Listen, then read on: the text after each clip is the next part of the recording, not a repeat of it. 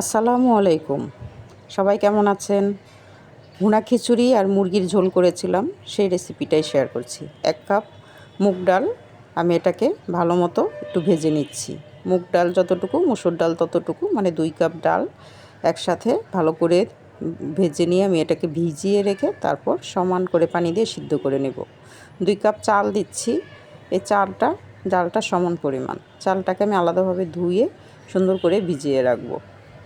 দেখতে পাচ্ছেন এই পরিমাণ রান্নাটা করতে কী লাগে, নতুন রাঁধুনিদের জন্য প্রসেসটুকুই শেয়ার করছি আজকে। যাই হোক, এই যে চালটাকে সাদা পানি যাওয়া পর্যন্ত ধুয়ে ভালো করে ভিজিয়ে রেখে দিলাম। ডালটাকে যে দেখতে পাচ্ছেন এরকম গলে যাবে, কোনো এক্সট্রা পানি থাকবে না, এভাবে সেদ্ধ করে নিয়েছি যাতে খুব সুন্দরভাবে ব্লেন্ড হয়। আর মুরগিটা হালকা মশলায় মেরিনেট করা ছিল, একটু লালচে করে ভেজে তারপর এটাকে সাধারণভাবেই একদম কষিয়ে নিব। একদম মাখা মাখা ঝোল দিয়ে ভুনা খিচুড়ি হবে।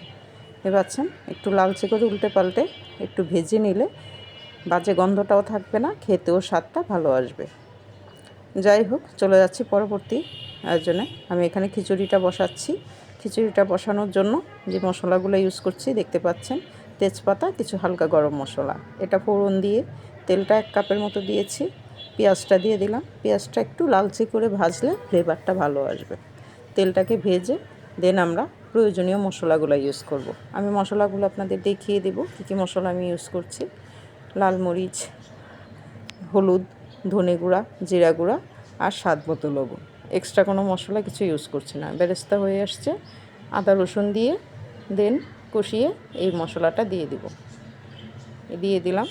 পানি দিয়ে একটু কষিয়ে নেব যেন কালারটা খুব সুন্দর আসে। আদা রসুন দিয়ে দিলাম স্বাদ মতো, 1 চা চামচ করে দিয়েছি।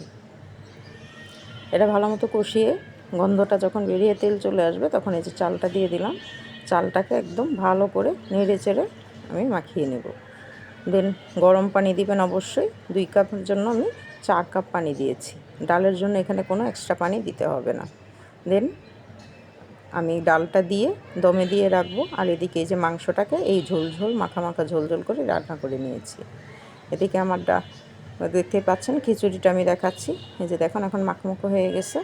যে আমি ডালটাকে এখন দিয়ে এখন এটাকে মেখে সুন্দর করে ঢেকে 20 মিনিটের জন্য দমে দিয়ে দেবো। 20 মিনিট পর এটার মধ্যে ঘি, বেরেস্তা, কেওড়া জল, গোলাপ জল আপনি চাইলে আরও যা যা মন চায় কিশমিশ, বাদাম সব দিয়ে আর 10 মিনিট ঢেকে রেখে আপনি সার্ভ করতে পারবেন। ধন্যবাদ।